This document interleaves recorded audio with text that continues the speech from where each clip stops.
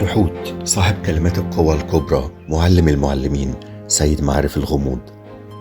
جحوتي الجليل المعظم ثلاثا، كل دي ألقاب لواحد من أهم النترو، تحوت سيد الحكمة في أساطير مصر القديمة. الفنانين زمان كانوا بيصوروه في هيئة إنسان مجيد الطلة ولابس قناع طائر أبو منجل الآيبس. حبيبة تحوت هي ماعد الهرمونية والذوق والتناغم الكوني والأخلاقي.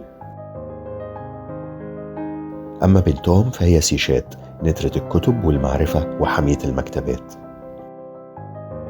اسم تحوت كان دايما مقترن بعناصر طبيعية زي القمر ومواضيع غامضة زي الخيمياء الألكيمي. تحوت هو سيد أسرار الروحانية، فنون السحر، الهندسة المقدسة والحكمة الإلهية. الحكايات والأساطير كتيرة قوي عن تحوت الحكيم الأسطوري، زي قصة اختراعه للكتابة كهدية للإنسانية، والحكاية لما ساعد إيزيس وادها كلمات القوى السحرية عشان تستعيد روح حبيبها أوزير العظيم ملك الحياة الأبدية. تحوت كمان ساعد إيزيس في فترة حملها في طفلها حورس، وهو كمان اللي قدم الإرشاد لحورس وكشف له كنوز الحكمة ونور المعرفة، وأهداه عين البصيرة الإلهية العظمى بعد ما باركها بنباتات نادرة ومعادن سحرية.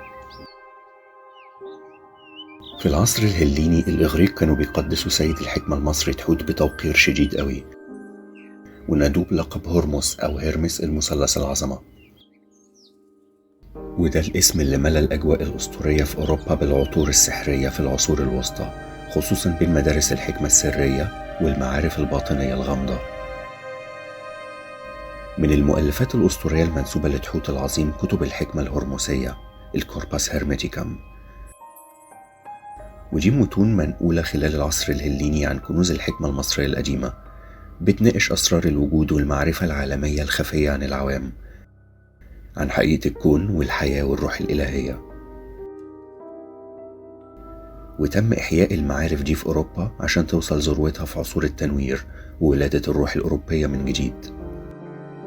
مدينة تحوت المقدسة هي هيرموبوليس الأشمونيين في محافظة المنيا على وادي النيل في مصر، واللي عاش فيها الحكماء المصريين واحتفظوا بأعاجيب الأسرار المثيرة للمعلم الأعظم تحوت الجليل وعلومه السحرية. تحوت سيد الحكمة هو الأب الروحي لكل هدايا المعارف الإنسانية، الاكتشافات العلمية في الفلك وتحركات نجوم السماء، الهندسة والمعمار، الطب والروحانية، وعلوم الأرض والطبيعة.